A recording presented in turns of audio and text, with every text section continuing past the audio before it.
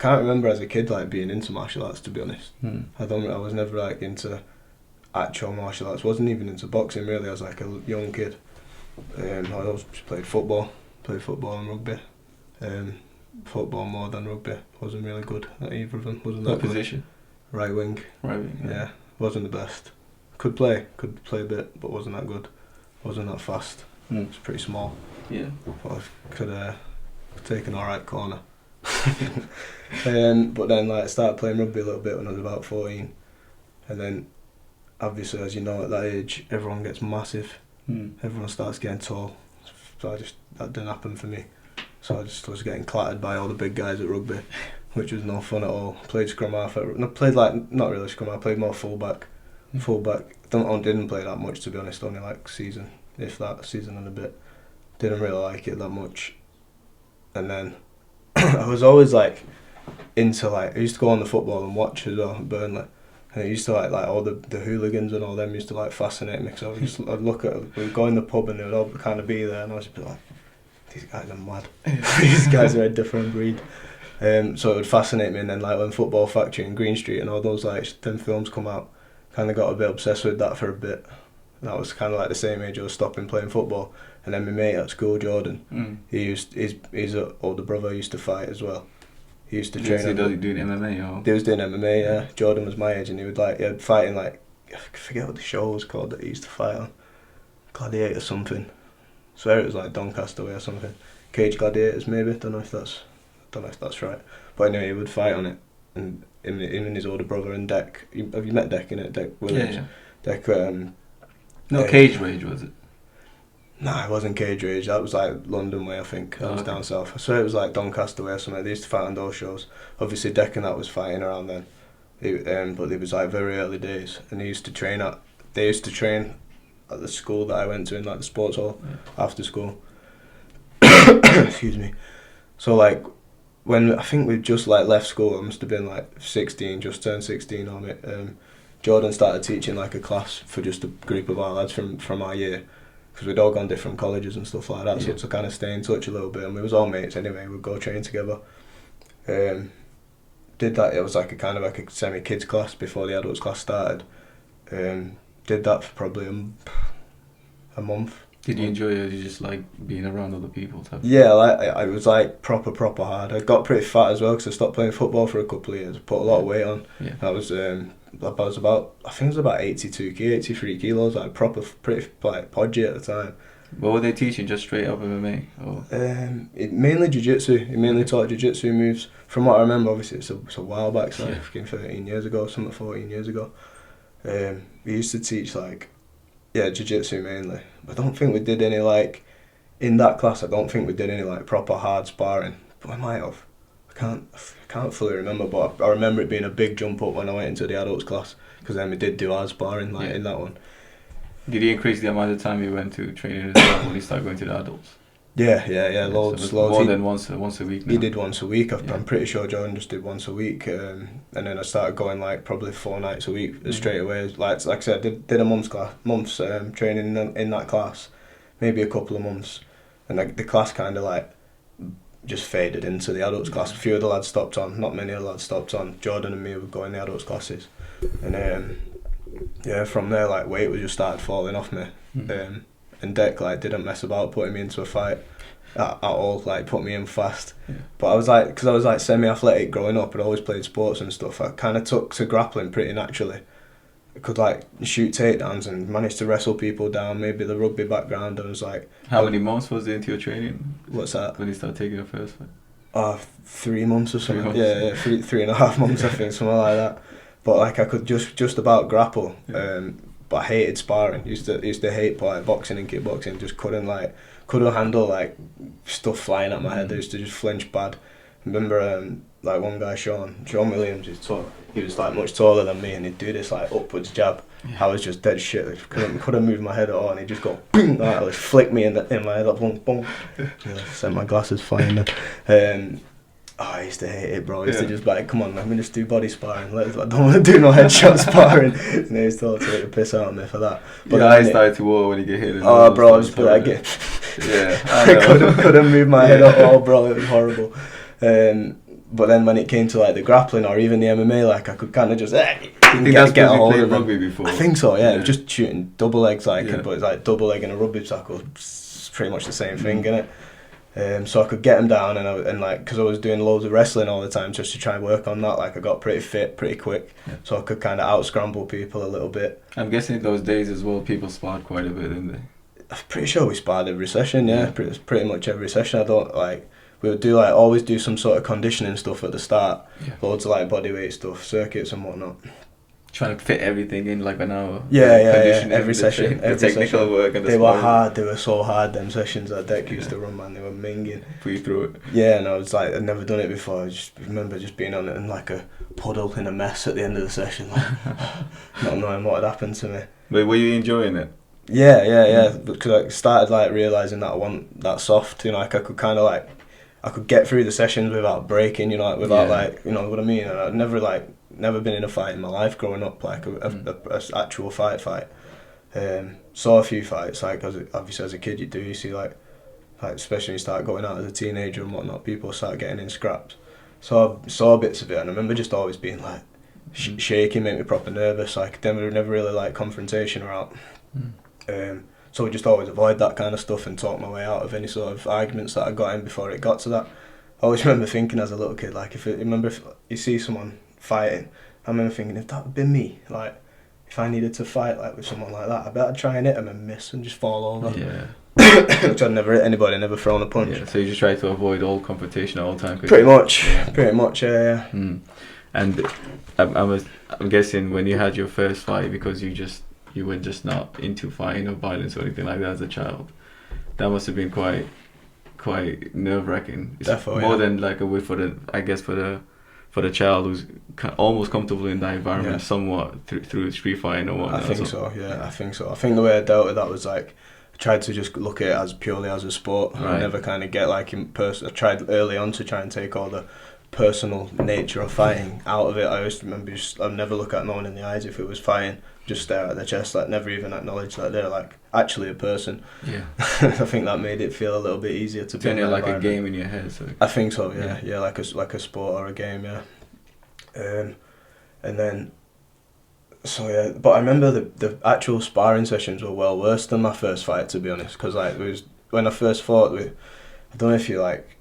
You know the rules proper changed in MMA. Like back then, like when this was in 2010, 2011, there wasn't a clear amateur rule set that people used to compete under in MMA. It was like you had amateur, you had like amateur B class, you had semi-pro rules, you had, and eventually like they called like the NSAC amateur rules came out, Nevada State Athletic Commission, and that was like the first kind of move towards putting a unified rule set in place. So was it one of those when you turn up as well, the promoter tells you? Yeah, each show had the different rules. Yeah. And you have a conversation with the opponent. Yeah. This is what we're doing, just to clarify. I don't think I ever spoke to the opponent, but I remember like Deck would normally do most of this if he wasn't promoting it, because I fought on Deck shows a few times, but I fought on other shows as well, and it always was kind of Deck would deliberate with the coach and he'd with the promoter, sorry, and then like kind of relay it back to me what the rule set was. But no, the first two fights I had were like, they were called like amateur B or just amateur back then, but it was like 4-ounce gloves. You weren't allowed to hit in the head at all, so like no headshots at all. You could leg kick, body kick. I don't think, could you knee? Maybe you could knee standing. 15? Were you 15? I think I was 16. So this was like the junior rules, or was that the same for the adults? I don't think they were like kind of even. There were a difference between the juniors and the adults rules, because the guy I fought was 31. Yeah. He wasn't a junior, like it was just, I think he was 31. He was defo a paratrooper anyway, I remember that. That's crazy. I was just some fat kid. I fought my first fight at 77 key as well, like chubby kid, bro, like and it was like 4-ounce gloves, no headshots at all, but like a grappling, you could grapple full. So it was basically like a grappling match with leg kicks. So it was shit, because I got threw around, got like repeatedly taken down and held down, and like the guy was talking shit to me while he's on top of me and stuff as well. But he's like 16, he's like, come on fatty, get up fatty. It's like that in my ear, bro. Yeah. After he's held me down for 3 rounds. And so obviously got beat on the decision. That was like no headshots fight. I did one more like no headshots fight with another guy from the same gym.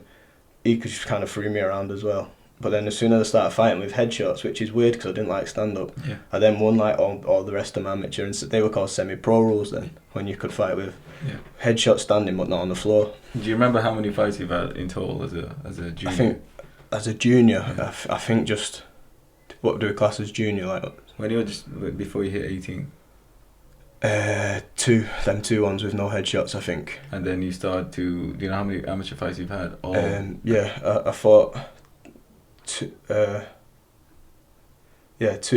what was called semi-pro rules. Yeah. So they was 4-ounce gloves, like professional MMA gloves. Headshot standing, so like punches and kicks and knees and no elbows, but everything else to the head standing. But as soon as it goes to the floor, no headshots at all. Okay. I had 2 of those, because I got my weight down at that stage as well. I got down to 66 kilos, which was like, finally the guys went well bigger than me, like well taller, and I was pretty fit by then. Because I had to lose all the weight, I had to get fit. So I had 2 of them rules, and then I think around that time, that's when they like kind of brought in the NSAC amateur rules. So it was like a thing in America, and then it kind of spread through most of the shows in UK MMA, and that's when it's like pretty similar to what the amateur rules are now. And I had four fights in them rules, so that's like full head contact, no shin pads, but the big gloves, no elbows, and no heel hooks. Was that at the time that you were fighting, was Predators open or was it not open? Predators was open, but I wasn't training there. Okay. I trained at Dex Gym, and it was called Team Warriors now. It was called Team Warriors then. Then it was like, it changed its name a few times. It was Team Warriors, then UK Alpha Males for a bit. Deck loved it, like Uriah Faber. It was like, he's a big fan of Uriah Faber, so we like tried recreating that. Yeah. And then he moved gyms, and he's got Team Dynamite. That's his gym now. He puts on grappling shows and stuff. Puts grappling shows on, has his guys fighting and stuff. He puts on like charity, they've got like a charity MMA show that they do as well. Yeah. He's just active all the time. Deck, he's always doing different stuff. Are you competing on that? I thought I saw posters. I did the other week. Yeah, I competed on his grappling show. It was in a church. I It did was mad. I won. I submitted the guy. I did like a sub only match. So like if there's no submission at the end, it goes to a draw. Okay. So like 7-8 minutes and I got a rear naked choke, which was pretty good. It was nice. So you had your amateur fights probably after basically 2 junior fights and 2 semi-pro fights, and you start taking it. Is that when you start taking the sport a lot more serious? I think once I started fighting them semi-pro rules, that was when I was like, because I had the 2 losses and I was determined not to like just call it a day after losing 2 fights. That was like proper motivating fire. Even though they were like no headshots fights, they still felt like fights. Like, and I lost the first 2. But I also knew I was well like outsized in them. I was still overweight. I was still like chunky and chubby. And as soon as I got my weight down, man, like I knew that like I could start competing then. Yeah, you start getting fit, and when you fit, starting to get a bit better as well. I think I getting a bit more comfortable. Yeah. Because I remember just being petrified every time we sparred with headshots, like for years, to be honest. For the first couple of years that I was training at Dex, I think I trained at Dex for like 2.5, 3 years, like full times there all the time. It's weird how you hated sparring to the head, but you were doing better in the fights. That was headshots. Yeah, weird, proper weird. I don't know if something clicked. Like maybe when I had the first fight and like, cause it was a bit of a barn burner. Like it was not much technique, but it was just me and this guy who's called Trent Woodcock. That was my first fight that I won. Neither of us had much technique like by then, but just swinging for the fence. Swinging, bro. Like, and I remember taking some shot, hitting with shots, there's blood and snot flying, and it's like I get it now. It's not like not all that scary. Like, I mean, it's scary, but it's also fun. You know what I mean? And he's not that bad getting hit in the face. Probably that. Yeah, he took a big dig, and it's like, I'm not gonna die. My head's not gonna fall off. So when did you move to Predators and start training to the next level? Well, I used to always go to Predators from like the first couple of. I think once I had like 3 total headshots fights, like 2 semi-pro and then 2 or 3 amateur fights. I started going over a couple of times, once or twice a week with Deck. Deck used to go Tuesday evenings, sometimes Thursday evenings as well when he didn't have his classes. So we'd go over together, and I would have been like turning 18 around that time, and I went to uni in Salford. Yeah. So I was always kind of over at Salford anyway with uni. And then I just kind of like gradually phased into being at Predators more and more and more. Deck would still come over and we'd train. I'd still train at his sometimes. We'd go like at the weekends, open mats and stuff like that. But whenever I was in Salford, I would always like because there was just loads more people at Predators. Like Gav, obviously you met Gav, he's a sick coach. Never had anything against Deck. Like I just kind of phased into that phase where I was over in Manchester all the time. Yeah, I mean convenience as well, because if you're at uni, you need to get to the gym quite quick because you have uni work to do. We have so much. Like saving time is very important, isn't it? Yeah, and the level of the guy. Like there was Deck, and maybe I don't know if Deck's brother would have still been at the gym, Jamie, who fought professionally out of Deck's gym. And there was like me and a couple other guys that were fighting amateur, but not that many. But then when I went to Predators, there's like 10, 15, 20 fighters on the map, like at least 10 fighters like in the evening classes, regularly, you know, like active fighters, and the level was pretty high. So I kind of realised if I wanted to get to the levels that I wanted to get to, I'd have to spend more time around loads of guys that were better than me. I wasn't like the best at Dex Gym by any stretch, but there was loads of guys my weight class who I could compete with at Predators. Were you doing enjoyed Gav's coaching as well, like the technical instruction. He's a very good jiu-jitsu coach as well, isn't he? Brilliant striking coach as well, to be fair. Like all around, he taught me how to strike. I'm still using things he taught me. Therefore, bro, yeah. When I came into Predators the first day, I got to like, you know, when you fell in love with the sport again, it was like one of those moments. I get that, bro. You see so many people on the mats, they're all like high level. It was amazing. So when you started going to Predators, is that when you started taking your jiu-jitsu a bit more serious as well? Maybe start training with the gi? Yeah, I definitely started. In fact, my first session I did with the gi, me and Deck did a private with Gav. So we both got our white belts at the same time. So Deck never trained in the gi before that, I don't think. Maybe once or twice he did, but I know he didn't have a gi because we both bought them like that same week. We both got white belts and that. So if he'd trained it before, he'd borrowed a gi, so didn't do much. Yeah, and we did started doing the classes, started doing like a bit of privates here and there with Gav to try and get up to speed with the gi. I liked it, but like it didn't gel with the gi at first. Like it took a while before. I'm still not like a huge gi guy at all. Like I would never say I'm a. That's like my strong part of my grappling. Because most of the competition I see you do is the no gi. No gi, yeah. I've not competed all that much in the gi. I've had like probably maybe 10 matches or something in the gi in total. But I've probably had like 20 or 30 in no gi. Like, I definitely compete a lot more no gi. Obviously, it translates to MMA. Whenever I would have MMA fights booked, I wouldn't really touch the gi. For the whole camp, for let's say like 6-8 weeks before. Would you take any no-gi competition whilst you have a fight coming up? I think I would, yeah. I think I would. Like, that would. I don't know if I have, but I wouldn't be against it. I wouldn't be against that because it's very similar. Is the injury rate quite high in jiu-jitsu? Because that's what I tend to hear. I think to be honest, over any stretch of time, if you train any of the martial arts, you're gonna get bits. Like I think it depends on your style as well. Like. I'm like, especially when I grapple, like I get stuck in head first. Like I put my head into the meat grinder a lot of the time, so I tend to have like bad neck and bad back, or I used to a lot of the time anyway. Touch wood, not had that for a while. I mean, most of the injuries I've had is from playing football, nothing to do with martial arts. So if you do something over a period of time, you're about to get injured. Like you said. I was having that conversation with somebody yesterday at the gym about football. He's like pulled his hamstring for the last 3 times he's been playing 5-a-side. Puts him out of a week of training. Like. Come on, man. 5-a-side's not even good. Football's not even good. You're bad from playing football, especially if you got a fight coming up. 100%. So you started doing the game more serious as well, because you've always had, it seems that you've been doing stand-up for such a long time because your stand-up was really, really good.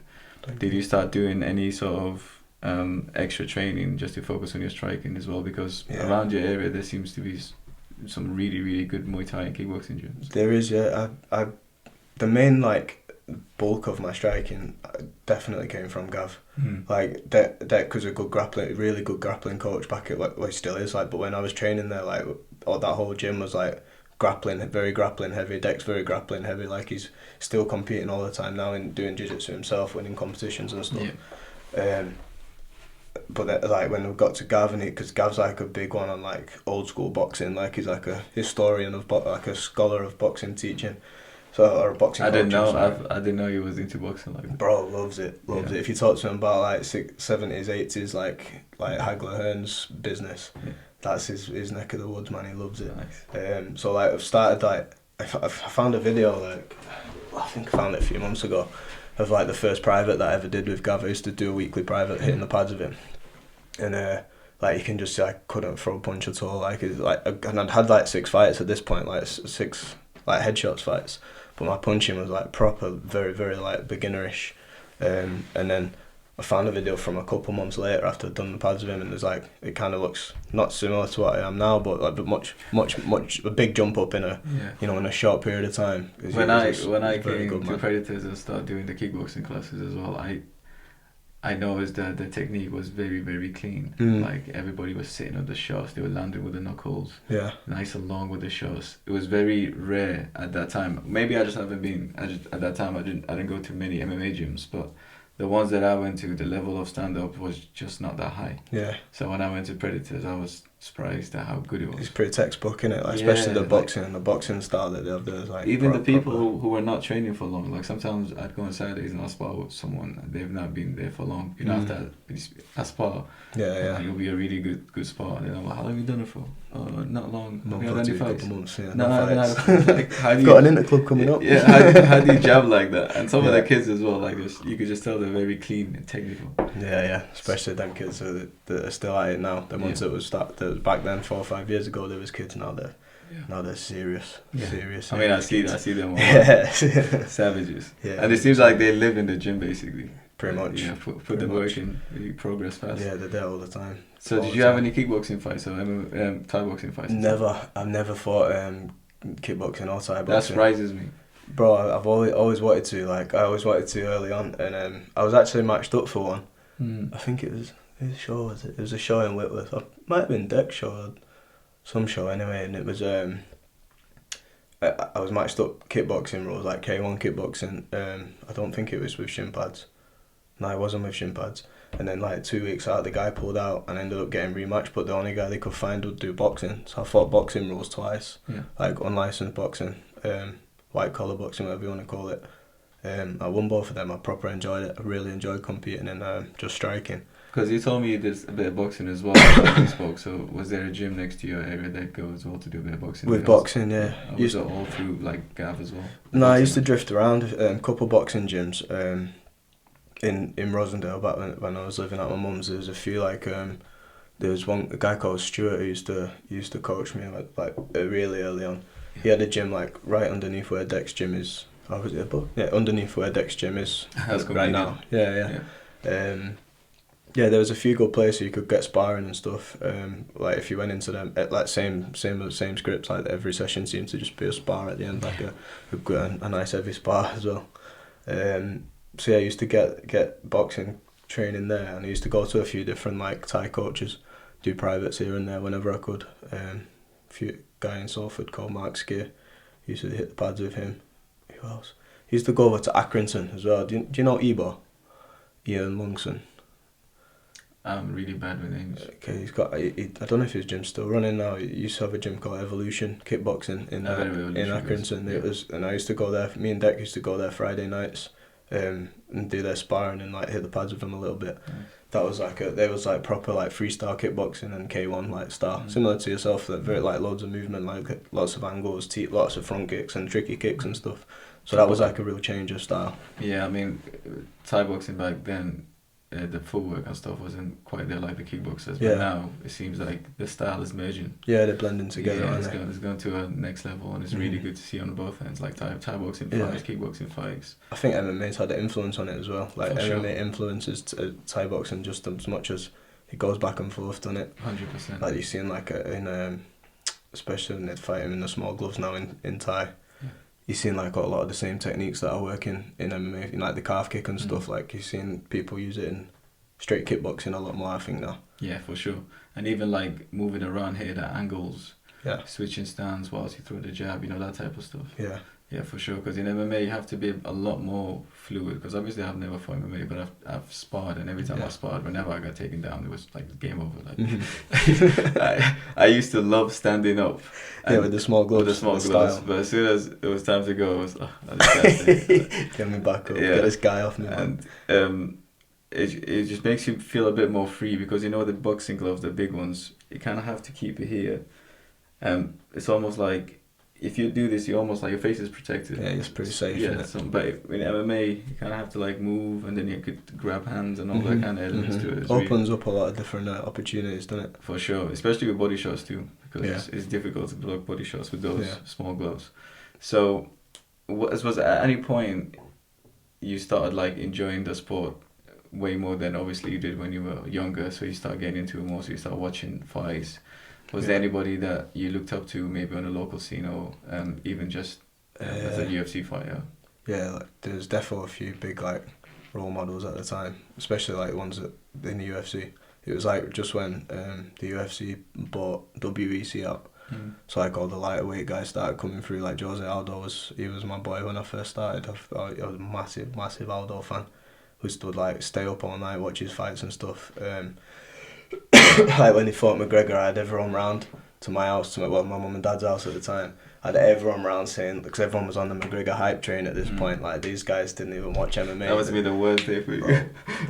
They didn't even know who Aldo was, yeah, and they're massive McGregor fans. They're coming in saying he's gonna get smoked and this and that, and then like I'm just there as him, like just watch Aldo, just watch him. But you don't know about Aldo, you boys. He's fucking newbies, yo. Yeah. You know, I was giving him all shit, and then like we stayed up middle of the night. I'm like smug on the couch saying, watch this. Just watch it. Blip. And goes fucking sleep rapid. I'm like, I can't believe that just happened. Wow, I was gutted, man. It was hard. It was the middle of the night, so I was like, right, come on, everyone go home. Yeah, it's horrible. It's not. Do you ever enjoy watching Dominic Cruz as well? Because I think he was one of the big guys that. Yeah, I did. I was never like, because he doesn't hit that hard. He's got a mad style to watch, but something about like that Aldo power striking style. The aggression as well. Yeah, like I just love watching that, and like I feel like Dominic Cruz obviously is mega. He's an unbelievable fighter, and he's done mad things for the sport. But like, there's something about his style that like looks. I don't know, it's like kind of like uncomfortable to watch. Yeah. He moves mad.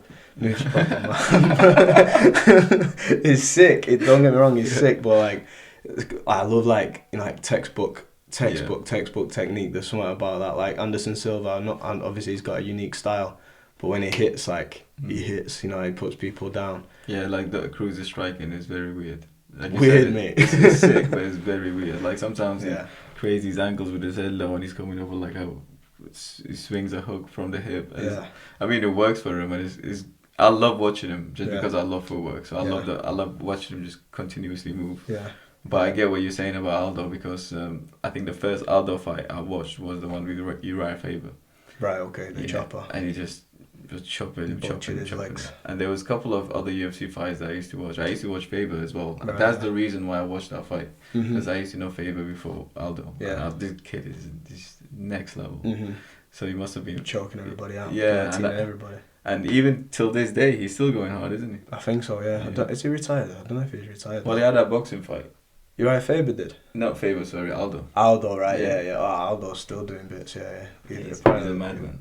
So let's fast forward a little bit to your debut when you had your first pro fight. So I had like a couple amateur fights before that, which was like I had a big gap between my last amateur fight and my first pro fight. I had a couple injuries, and I was like 20.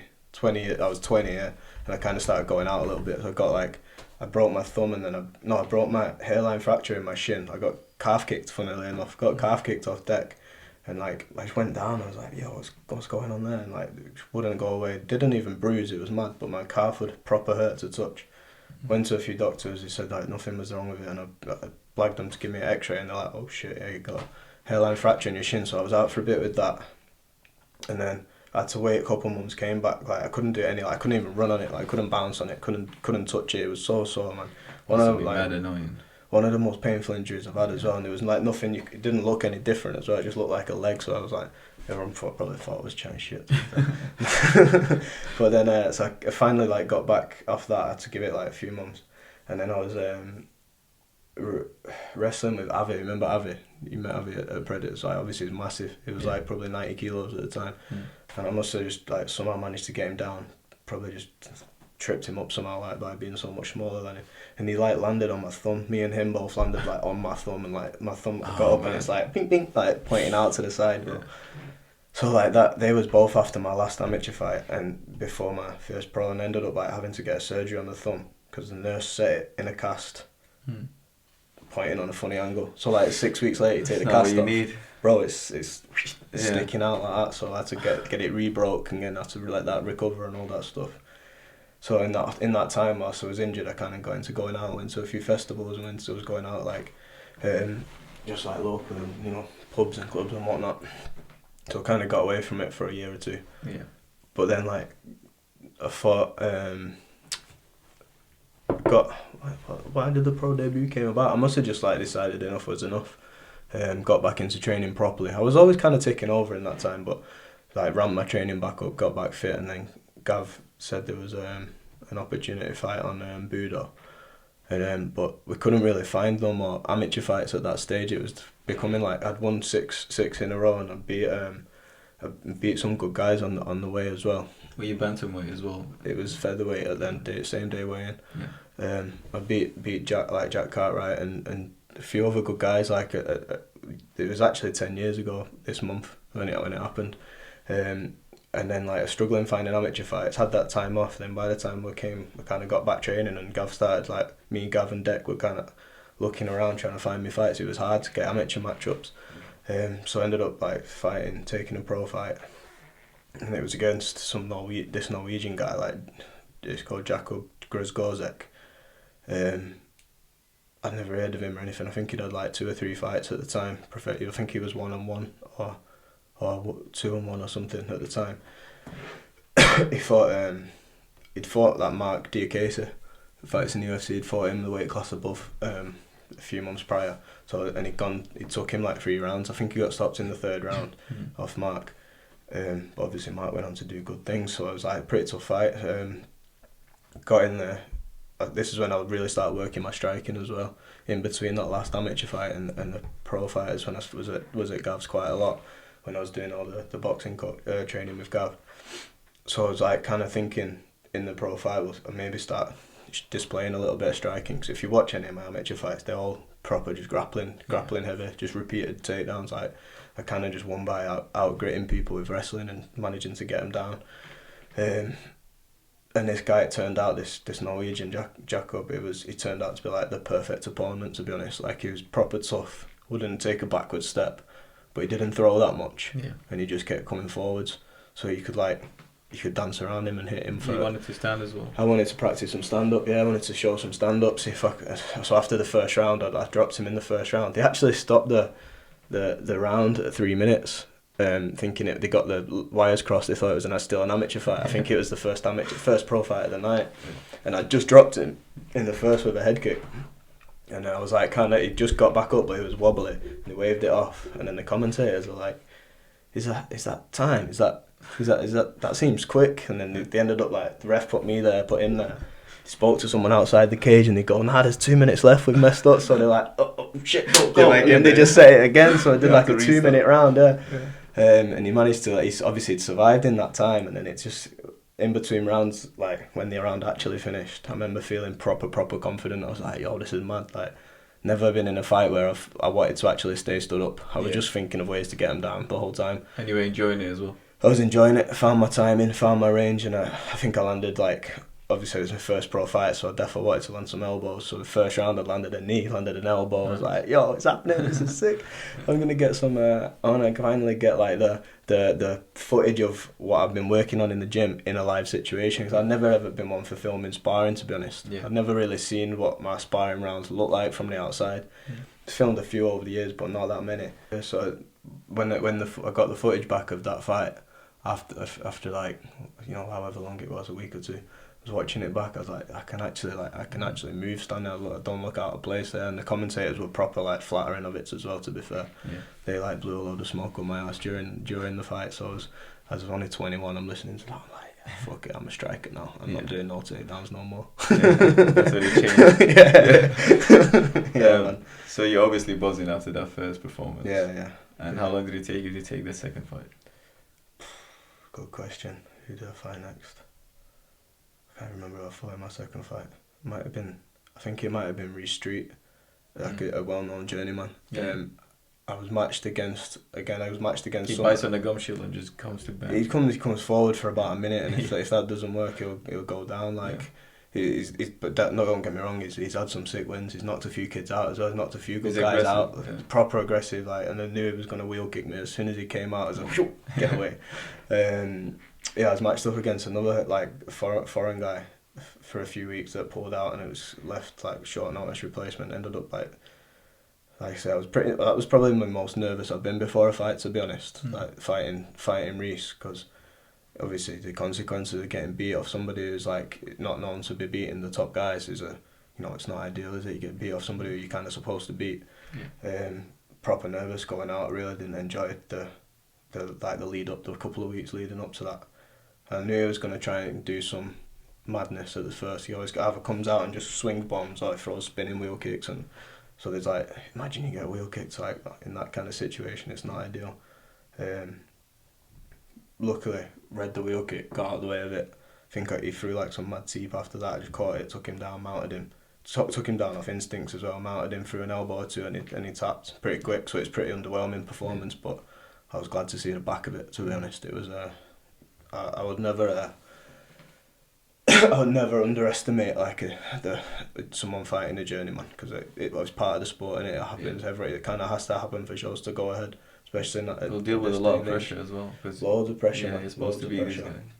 Everyone's saying it. Like, people don't like mind saying that to you as well, which is like kind of, they say it and you're like, nice one, mate. You know? Yeah, don't want to hit that. Don't worry. Yeah, I weren't planning on losing. You know what I mean? But yeah. Cheers for your insight there. Sorry. It's the worst, isn't it? So, how many professional fights have you had altogether now? 10. You've had 10 professional 10 pro fights, yeah. I know in one of the fights, you broke your jaw. I think this was my third. The third one, yeah, the third one. That sounded like it was just a war. Yeah, it was fucking horrible, to be fair. It was mad. Was that the first round or the second round? First round, like first couple minutes, like I think 2 or 3 minutes in, I find someone called Brian Crichton. He's short, proper stocky. He's got like a square build, so he's like, I think he's the only person I've ever fought who was actually shorter than I am. So I had like a bit of a height advantage, and I proper needed it as well. Like, I needed that reach advantage come the end of the fight, because he broke my jaw in the first round with a left hook. I went like reeling off the punch, circled around the cage, and he was chasing me, throwing hooks, and I just put my head down, like kind of panicking. I didn't know what had gone on just yet. Like, I knew the punch hurt, and I was kind of rocked. I just put my head down, and he ran like face first into the top of my head. Like, he like just kind of, I headbutted him, but by accident. Yeah. And he fell down off the headbutt, and I had a chance to get off and get my head back together a little bit. And I thought I'd maybe knocked a tooth out, or like something fell out of place in my mouth. And as I'm moving around, I was like, what is going on here? This feels mad. Managed to see the rest of the round out. I spat some blood out and stuff during that first round. Went back to the corner, and Gav's like holding a tea towel on my face, and he's like going, yeah, your jaw's broke. Like, one side of your jaw's like about an inch lower than the other one. Yeah. It's split down the middle, innit? So it was like half of it was up here and half of it was down here. So he said he could move it, like he could move my bottom jaw up and down like this. And he's saying like, we need to pull the fight. Like, come on, let's pull the fight. And I was like insisting, like, nah. Like, I've kind of got him. I feel like I've got him. Like, I feel like I've kind of figured him out a little bit. And he said straight away, he's like, right, if you look at me in the fight, that's it. We'll call it. And I was like, right, sweet, let's go out. Let's go. What was the pain like? Didn't hurt, bro. Didn't hurt at the time. Not in the first round, anyway. Didn't hurt. It was obviously the adrenaline's pumping in it in a situation like that. Didn't hurt. I knew it was like bleeding a lot. It was like just blood was like dropping out of my mouth, but no pain at all. And I didn't feel like, kind of not like I've been concussed. Didn't feel like that. Goes in the second round. Got taken down in the second round early on. And he's like kind of cranking a guillotine on it, like, and that's when it started hurting. Like, that was pretty early, I think, in the second round. He starts cranking the guillotine, and I like spitting blood out, and I managed to fight his hands and get him off me. He takes my back, and he's like, I think he takes my back. He's like on top of me anyway. I remember globbing a load of blood out as I'm trying to get back to my feet. I remember thinking like in the fight, like, I'm getting paid 300 quid for this. But then your pride is like, no, not you. Yeah, I was like, this is insane, to be fair. What am I doing? But then I got back to my feet, and then I saw him like, he started getting tired a little bit. I was like, no way, I'm gonna beat him. I think I'm gonna beat him with a broken jaw. Like this is pretty mad. This is gonna be a good story. Were you winning the fight up to that point? It was probably like evens, I would say. Yeah. You can still look at the fight and see it like as a dodgy decision. I won a decision in the end, and it was proper close, proper close. I finished stronger, definitely. I finished stronger than he did. So I guess like global rules now, the way that I won in that score fights, I would have won because I finished the fight stronger. He definitely did more damage, no doubt about it. No doubt about it. But yeah, you can see it going either way. But in the third, like I managed to catch his timing pretty well. I'm just kind of dancing around and hitting him with all sorts of mad stuff. I was just thinking at the time, just keep him away, keep hitting him so he don't come close to me. Keep scoring, keep running, keep creating space, and just try and get to the end. Get to the end of the end bell. And when they like raised my hand for that, was proper. That was like proper elation. That was like proper like elation and relief. A mass sense of achievement. Yeah. Winning down with a broken jaw. Yeah, What was the process like of getting to the hospital and recovery? We couldn't get an ambulance for whatever reason, so my mate ended up driving me to the hospital. I had like a bowl. He gave me like a like a bowl like from the bar underneath my chin. Cause when it broke, the jaw broke down there, and then it dislocated up near my ear, and it snapped like at the side there as well. So there was like a couple bits of damage, but the bit where it dislocates, like I don't know if it like tore a ligament or something, but I couldn't like, when you swallow you use your jaw muscles, so I couldn't like swallow spit or blood, so I'm just like just dangling blood out of my mouth. So I had a little bowl for that. Managed to get to the hospital. I remember on the drive there, like saying to my mum was in the back, my mate was in the front. I remember saying to them both, like, I think Gav met me at the hospital. Actually, he drove to the hospital. I remember like thinking like this would be well worse if I'd have lost. For sure. If I'd have lost that decision, that drive would have like proper sucked. But because I kind of got the nod, it kind of took the sting off, because it was starting to proper hurt then as well. And the adrenaline goes away. So yeah, I was proper like it was like almost like an anaesthetic winning the fight. The buzz of winning the fight kind of definitely took the edge off. Maybe a little bit worth it. Yeah, I would say so. It's mad to say, innit? But it's a cool story, innit? Like it's one that I'll never not be proud of. You know what I mean? It's a good story to tell the grandkids. I mean, many people won't understand that. Probably not. Probably won't understand why I got in that situation in the first place. Why find a man in the cage in the first place? Should be doing that. Yeah, no, that's kind of what you sign up for, innit? A broken face. So how long was the recovery for that? It must have been 6 months at least, right? I remember hitting pads a few weeks later, to be honest. I had to get a plate across there, a plate up the side. Yeah. They didn't end up having to wire it shut. I thought they was going to have to wire it shut, but they didn't. I don't know why, but they didn't. I couldn't do any contact on it for probably like 4 or 5 months. Couldn't spar at all. Couldn't grapple. Like at all, I don't think. So I just hit pads. Kind of worked on my striking a little bit, because it weren't that sore. Once it had all been plated up and fixed up, and the swelling went down after a week or two. It wasn't that bad. It wasn't painful. So I just couldn't eat anything solid. I think like 3 months. That must have been horrible. That was pretty shit, especially off the back of me. That was the first time I made bantamweight as well for that fight. So I'd had to like proper diet to get down to there. Obviously, made the weight. It was a really hard weight cut, probably the hardest weight cut I've ever had. And then your jaw's broken after. And I'd won, so I couldn't even have the post-celebration food crawl. I mean, it sounds crazy, but that's a mad experience to take with you just as a professional athlete. It is a strange one, isn't it? It's a strange one, but it's mentally. How did you even? Was it like there must have been a lot of mental challenging when you're unable to progress at the rate that you want to progress, because now you have to deal with this stuff, but also going into another fight knowing that could happen again. Yeah. That was definitely playing on my mind in the next fight. I was matched up. I think it was about 7 months after. Be able to check Topology and to find out when the dates were, but I think it was 7 months later when the next fight was. I was matched against I think it was Brent Crawley. He was a good fighter, like he was an experienced professional. He'd had like a good few fights at the time. Don't think he's still fighting now anymore. He might be, I don't know. But he was decent. He was a good guy. And I remember thinking, like obviously you're questioning the jaw, aren't you? Thinking like, I don't know, is it gonna hurt if I get clipped properly? It wasn't hurting in sparring and stuff when I got back sparring. Because I'm not sure, but I think he came from a kickboxing background. Who, Brent?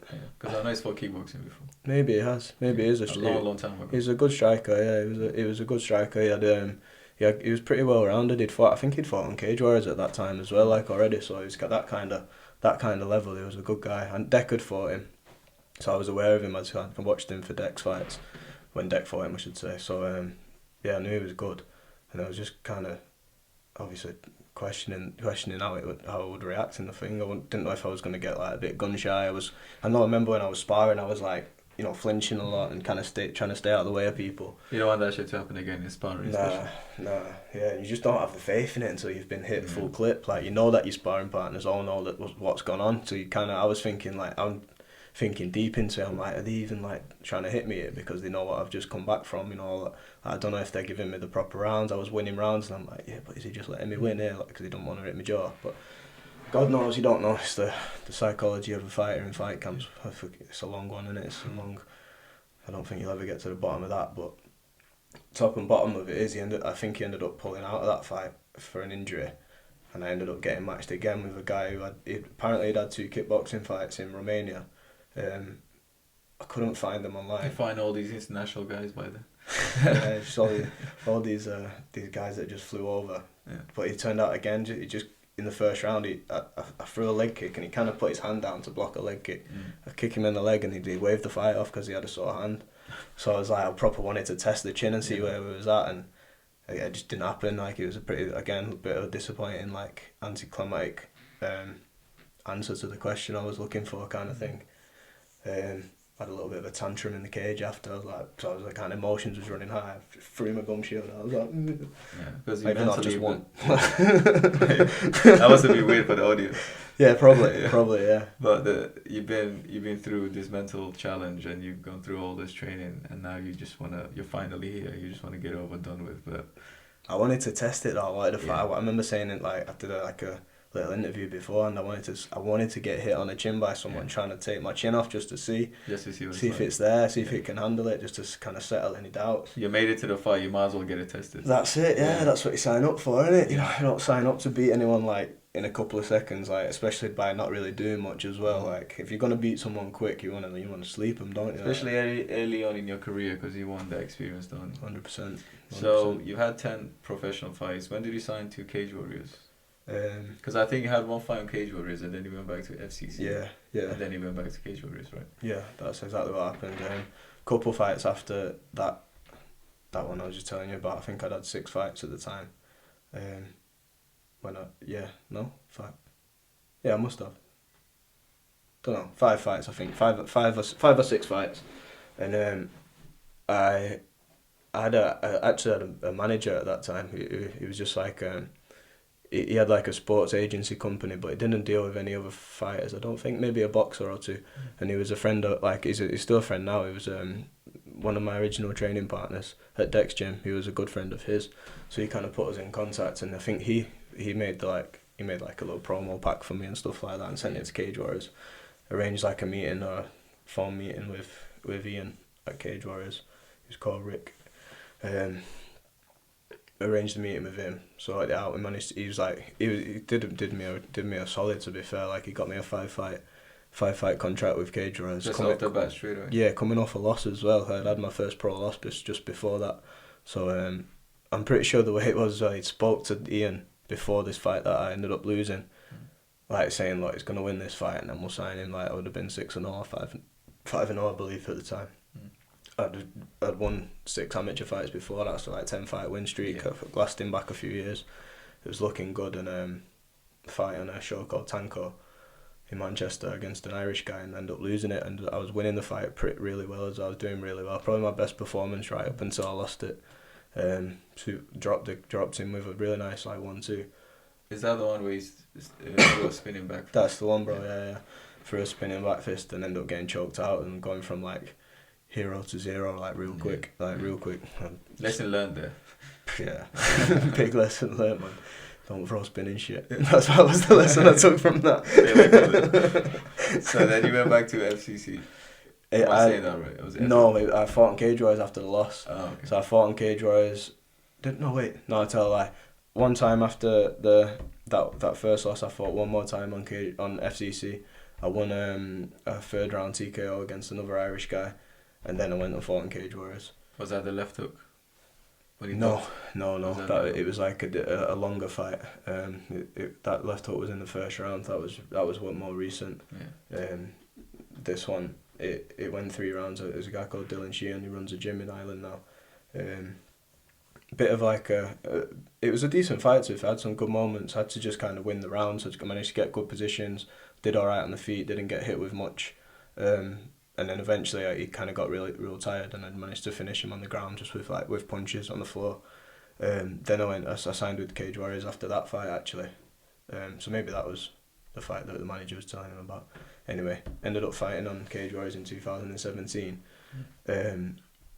Upper weight class as well. I'd had them few fights at bantamweight, and I got I struggled making the weight a few times. Especially the first one was well hard, and I just got in my head I don't want to cut weight. Yeah. So I fought upper weight class, which is probably not. Isn't at the time, especially the size I was at the time. I was nowhere near big enough. Some of the featherweights are huge. Probably was, and this guy was a big one as well. Yeah. He's a big featherweight. Scottish guy, Paul McBain he's called. I swear he's over 6 foot. He's over 6 foot tall. That's a mad height difference. Yeah, I'm short as fuck. I'm 5'7" on a good day. I'm 5'7" on all days. I'm 5'7" if I've got my high heels on. Ended up going against him, and I actually, not making no excuses, I had a sore left hand and a sore right shin. Yeah. And at the time I was jab, left hook, right low kick. That was kind of the only shots I threw, to be honest. That was my main shots. And I'd hurt my knuckles and I had massive big egg on my shin that I couldn't really kick. Either way, that's beside the point. He landed a belt in 3-2, left hook, right hand on me, sat me down with the right hand. Managed to make it to the end of the round, scrambled up a little bit, got some good position. I finished on top of him on mount. I was finished locking an arm triangle up. Don't know if I would have got it, but I had the position. Ran out of time. Goes to the in between rounds, go back to the corner, and he waved it off on a cut. The right hand had cut my eye here, and the eye swelled up a little bit. So I presume they thought I'd broken it. I think they thought I'd broken my eye socket. Was the first round? Yeah, first round. He landed the shot probably a couple of minutes in. Circled around, not much happened, and then he just stepped into a left hook right hand, and I slipped the wrong way. Unfortunate. Yeah, it was a good shot. It was a sick shot. I was at Cage Warriors the other week actually, and they played it on the big screen, the highlights. So I was like, nice one, boys. You must have known I'm coming. Yeah, I just took all the lads from my gym as well. Oh man. I was like, look, there's your coach. Get knocked out. So you had 2 fights on Cage Warriors? 3. 3 fights. 3 in total. So how was the last one? It was alright. Alright performance. So what happened after that loss? I went back to FCC for one fight. I had a bit of time off after that loss because the eye was a bit of a mess. And I had a couple concussions in the camp before it as well. And I remember I was just kind of doubting the whole thing. I had a bit of doubts about where it was going, and started thinking about the brain damage aspect of it all and stuff. Concentrated on jiu-jitsu, started competing a lot more in jiu-jitsu. Didn't have any MMA fights for 3 years. You have to be smart, you have to be conscious. If you're taking too many headshots, it's smart to take some time. Yeah, in fact, it wasn't 3 years, that one. It was 18 months. Took 18 months off MMA. Didn't really spar all that much in that time either. Just did loads of rolling. Got my purple belt and started competing on the jiu scene a little bit. And then Adam from FCC just messaged us asking if there'd been a pull-out on 4 weeks' notice or something for the title fight, for bantamweight title fight. Asked me where my weight was, if I could make it in time and stuff, because I was rolling all the time. I must have been in the mix kind of thing. Yeah. So I jumped at it. I thought, yeah, fuck it, see what happens. So I can't turn that down. I had to clear it with Cage Warriors because I was contracted to them. Spoke to Ian, he said, yeah, that's fine. You've had some time off. Go do that fight and then come back. And then that was that's the left hook. That was the left hook for the title. That was nice. Yeah, he was a tall guy as well. He was a bit taller than me, yeah, but he was bound at bantamweight that as well, so he wasn't that tall. I think he was probably 5'8", 5'9", manageable height. I can kind of deal with that. Was he ducked under the right hook and came back with the left? Yeah, he stepped in with a jab, but it was kind of like a blitz jab. He stepped forward with his right foot as he threw his left hand from orthodox. So it's kind of like a step through left cross type thing. Just had his chin up in the air and then just kind of instinctively stepped back and slapped a left hook, and I kind of turned off, ready to go circle off and get away from him. And I turned back and he was kind of stiffening up on the floor, or he's like dropped anyway. So I just jumped, hit him one more time, and the referee jumped in and called it off. It was probably the best. That's probably the best punch I've ever thrown, to be honest. It was really good to watch. I was happy with that one. Was that your last fight? Did you have another fight after that? That was my last fight on FCC. Yeah. So you're still in contract with Cage Warriors. Yeah. Are you still looking to compete anytime soon? So I've had 2 more fights since that left hook. Yeah, I fought twice. I fought twice last year, but just before that knockout, just after that knockout, COVID happened. COVID happened, like there was no fights for a year or at least a year. And during COVID, I fucking fell off a mountain bike. I went over the handlebars on a mountain bike. And tore my knee to smithereens. I tore my ACL, tore my MCL, tore both meniscus. Like, needed a full reconstructive surgery on the knee. Shit. So then it became like, the doctor at the time was like, "You probably won't fight again. Yeah, this is a bad one. Like, it's a bad injury." And I wasn't sure if I wasn't sure how bad it was until I heard that, because I could walk on it just about, like it would wobble a little bit, but I've had teammates that have had bad knees and stuff, and like they've always been alright. Like Rob Sinclair had some real bad knee injuries and managed to fight again, obviously with big surgeries. So I spoke to him about it, and he's like, just like kind of go with what the surgeon says, do the surgery, get the rehab, blah blah blah blah. He gave you a bit of hope. Yeah. Because MCL and ACL are like career-ending injuries, aren't they? They can be, innit? Yeah. They can be, yeah. And Rob had done his ACL on both knees, I'm pretty sure. I think he's done both, and then fought again after that. Oh, wow. Yeah, so I was like, right, if he can do that, I can probably do this. And it was still mid-COVID, so there was no fights coming up anyway. So if you are going to have like a massive injury, it's kind of semi a decent time for it to happen. So yeah, I went through all the rehab process with that, and then fought. It was 3 years later since that left hook. I ended up having the next fight on Cage Warriors. I fought a Scottish guy called Rhys McEwen. He's doing really well. Now. He took me down in the first round, held me down and took my back and stuff. That was like a rude welcome back to MMA. Not competed in all that time. Second round kind of found my timing a little bit. Landed some decent shots. Again finished. Ran out of time in an arm triangle. Like I almost had him finished. Did you need to make the time longer for your fights? I think I should, start a 6 movement, man. Yeah, 6-7 minutes is about right. I actually think they should just do 1 15-minute round. Yeah, just no break. Fuck rounds off. Yeah. I don't get rounds. Yeah, don't reset. Just go for it. Well, what's the point? Yeah. What's the point in a round? I mean, you're fighting another man in a cage. It's like modern day gladiators. Yeah. Fuck the rounds. Yeah. Innit? I'd be down for that. That'd probably suit me better, to be fair. But so then what happened? Oh yeah, in the third round he ends up getting on my back, choking me out, and so I lost that fight. Fought again a few months later. Did you feel a lot of cage rust, I guess, in this? No? Proper, yeah. Felt especially the first round. I was like, what is going on here? Before I knew what was going on, like he's on my back and I'm stuck and I just couldn't move. I was like, this is well harder than I anticipated. It takes a bit to like wake up. I think that's what it was. Yeah, I remember like as with the first round started, I was like waiting for like the green light or something, waiting for something to tell me to go, but there's obviously that never comes. And then because when you're active, you're always in that mindset. You're ready to switch on. Go, innit? You have to. And then whilst I'm just deliberating whether to do anything, he takes me down and he just kind of he set his stall out there. Fought again a few months after that against Adam Amarasinghe, again on Cage Warriors. That was down at the O2 in London, at the Indigo in the O2. I think I won the fight. Like if you watch it back, I reckon. How was that fight? I think I won it, but it's it's close. It's very close, but I can't see how he wins 2 rounds. You give him 1 round maybe. The first, constantly keep shooting takedowns, and I was defending. It could be a bit subjective because it just depends what the judge is looking for, I guess. But some fights are like pretty clear who won, right? Yeah, it definitely wasn't clear who won that fight at all. You can see it both ways, but I think the second round, I've clearly won the third round, and I think the second round's like the deciding round. And he had like a bit of success. He landed a couple jabs.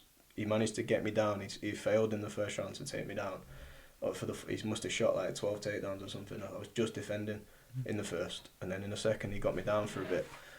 But as we're on the floor, like I managed to threaten him with a triangle, swept him, got on top, and finished the round on his back. Yeah. So like. Or at least I got onto his back for a bit. like to me, like that's better grappling than just getting the takedown, because I was like closer to a finish, and I would have scored. I would have been up on points if it was a jiu-jitsu match anyway. But anyway, it was a split decision. Two judges saw it the other way. They give the takedown a bit more credence. The O2 in London. When was it, sorry? Where? When? That was in summer last year. Okay, so you haven't fought since? July, no. And you obviously opened up Smooth Academy, Combat Academy. It looks really good.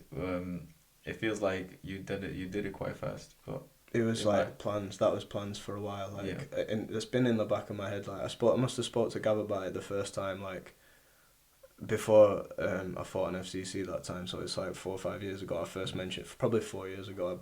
Maybe 3.5. I don't know. It was always like a natural progression in your head. I think so. Yeah, that was like I could always like. Cause I never like proper loved competing. Like especially not as I got a bit older. Like when I was younger, it was like I lived for it. You know what I mean? Then I got a few of the injuries and like had wins, had losses, and I like never like buzzed off competing like loads and loads and loads as I was at like my late 20s. So then you start thinking, well, I love training. Like I proper love training. But I don't love competing, so it seems like the progression there is like obviously be a coach, which I was always doing at Predators anyway. I was teaching 1-to-1s and teaching the odd class, but you're kind of limited when you're doing 1-to-1s to just people that can afford privates for one, and two, like space is an issue. You can't. There's not like that many options when you've got a busy gym like Preds to like. I can't have an evening class like my own class because the full timetable runs in the evening. It's sometimes not you have two classes on at the same time. Yeah, it was already a busy gym. Like there's 2 classes, a couple of people teaching private. So like it was like I loved it there. Don't get me wrong. I loved my time at Predators. Like I was still good. I was there yesterday training with the boys in the morning. But like as you get more into like thinking coaching's a priority over fighting, or at least 50-50. You need your own space, and you need your own space to kind of do things your own way and make your path, carve your own path, if you will. Yeah. So obviously the name is pretty obvious why you call this. Yeah. But did you have an idea before you found the place of what you wanted it to look like? I wanted it to be clean. I've been to some good gyms like around the world, and I wanted it to have like a clean aesthetic. Like I didn't want like it to be like untidy with loads of stuff hanging around. I didn't want it to be like one wall like not painted, one wall just looking a bit like haphazard or whatever. And when we set it up, me and my dad had like a period of weeks where we could be there like full time. We could just do it all the time. So we dedicated a set amount of time, got it done in like I think 5.5, 6 weeks, and it went from like an office block. We had to knock out pure internal walls, like, or at least like internal walls that are like 6 foot high anyway. We had to like bash them through, bag them all up, put them in skips, do all the flooring, do the wall, paint everything like ourselves.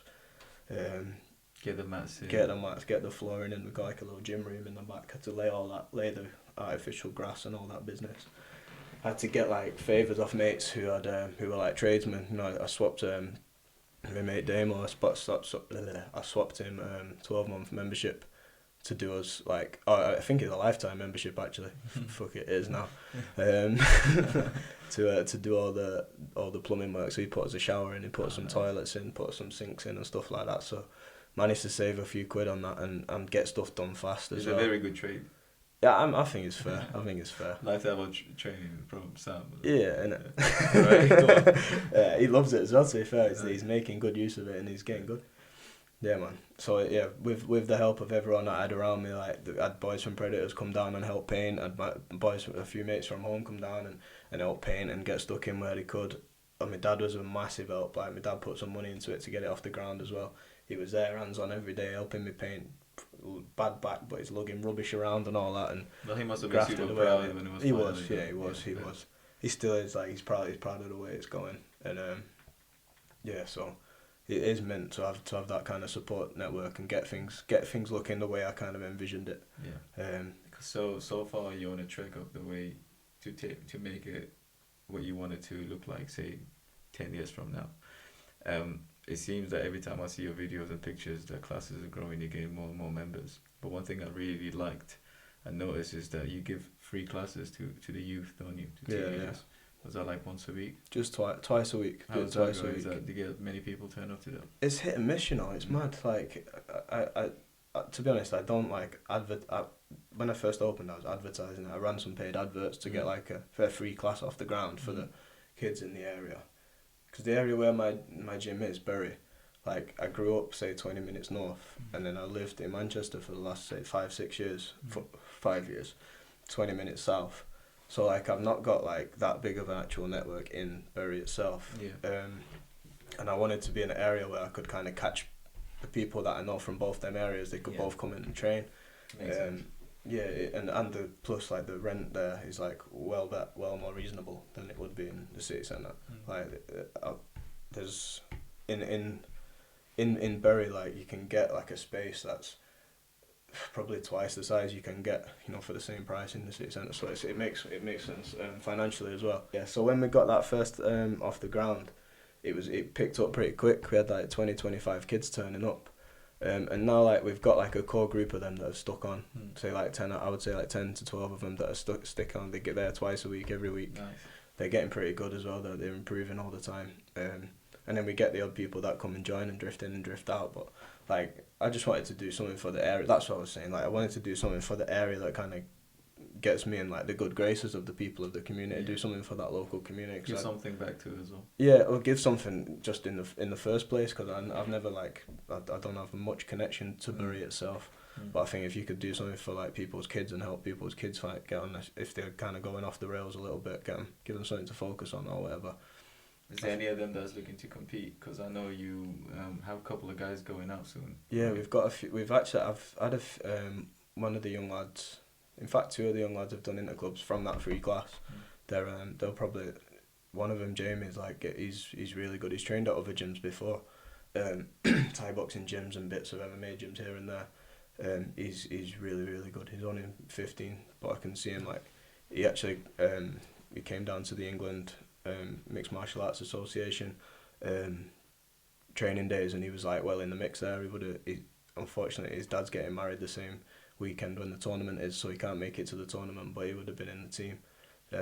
So you're coaching for the Team England as well? Yeah, that came about a couple months ago, just through like a connections that I've got in there with Adam and the guys at Next Gen. He offered me a shout to Did you have the commitment of picking? Do you scout for? We do like an open invite training day, yeah. And then as a team of coaches, there's me, Adam Ventry, Loz Fitzpatrick, and Tom Crosby. We have like a group of 4 coaches. We have the main say in who makes the team for whatever tournaments we're going to go to. We were going to take a team to the Worlds in August in Abu Dhabi, but that tournament's fell through now. There's like political issues related to the organisation. Which is like a shame, because that would have been good and they were doing good things for MMA. But yeah, they made some questionable decisions from what we're hearing. But there's the 4 Nations tournament, which is like England, Wales, Ireland and Scotland. That's happening 15th of July in Wales. So we've got a team that we're taking down to that. That'll be like a weekend thing. The tournament. How big is the team? Massive, to be fair. It's 4 people at every weight class. Like from like, so they've got, this is just the youths as well. So I'm only like coaching the youths, which is 12 to 17. And they've got like boys and girls, every weight class, like 52 kilos up to 70 kilos or even 80 kilos. And you can have 4 kids in every one of those weight classes. And they split the youth into Youth A, Youth B and Youth C. So there's like, Youth A is like 15 to 16 and then 13, 14. So yeah, I mean, it's going to be a busy weekend. How often do they get together to train? We've only managed to have 2 training sessions so far as a team. We've just selected the team now. I think all the emails went out this week to the parents and stuff. So we're hoping to get the tournaments in July, maybe 2 more training sessions as a team together. But we're in contact with most of their coaches and parents as well to kind of see how they're getting on and what they're, keeping in touch with, making sure their weight's okay and stuff like that. So we can only do so much as an England team. And it sounds like a massive amount of people to look after and take care of, so the parents have to be somewhat involved at least. Yeah, you know what parents are like. Parents are involved. Like them parents are them kids, Probably them fighter kids, man. They're involved. Yeah. For better or for worse, like they're on you a lot. Like I how's he getting on? Is he doing this? Is he doing that? Which is great to see, you know what I mean? But like sometimes it can get a bit too much. It can be a lot. It can be a lot. But you gotta appreciate it. Kids are just their parents backing their kids on you. Yeah, it's better than not supporting the kids. 100%. Sure. Yeah. So Uzi, one of my fights, he's going to the ice skate World Championships in October, and he got selected to the ice skate team. And I didn't get a chance to go because I think I was coronary or something like that.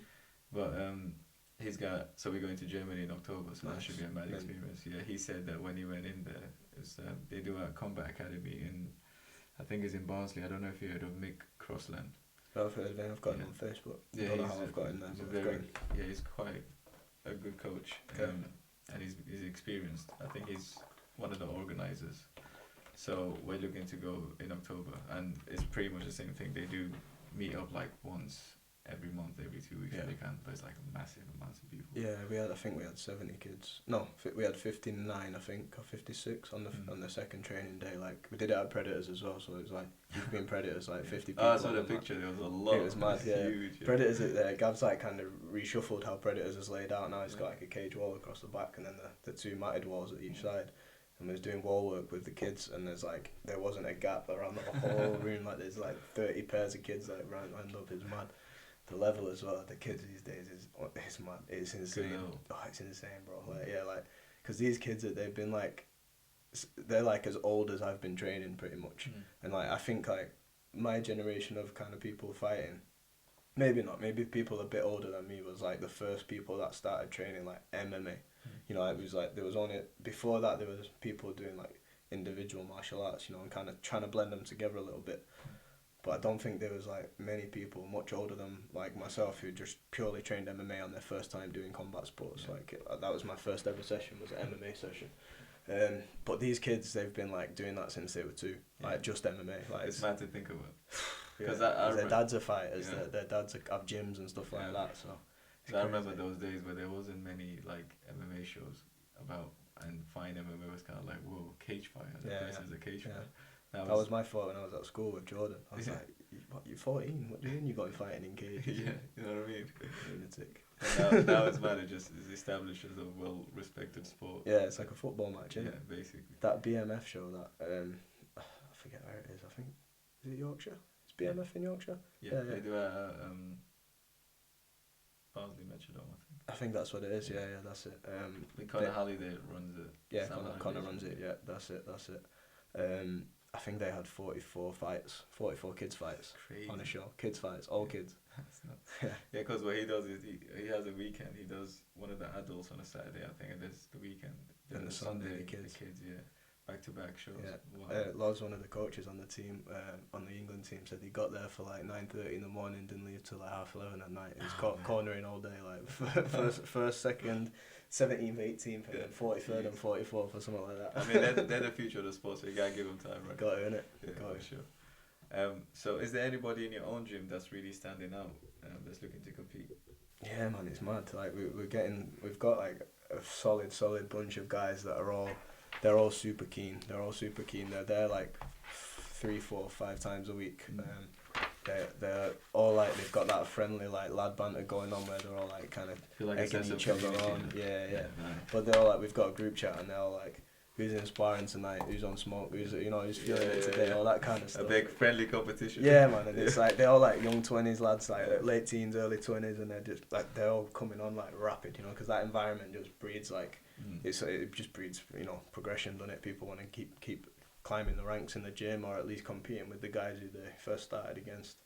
So yeah, we've got a few, man. I've got this coming weekend. I've got 4 no, not this one. Next weekend, sorry. Yeah, next weekend. I've got 4 lads at a boxing show in Bury. One's called Sam Webby. He's been with me right from like the first couple of weeks that I opened the gym. Are they boxing? They're just boxing, boxing. It's on this show, Premier Boxing League. They're trying to start like a pretty interesting concept where they're gonna have like a league standings table for each gym in the area.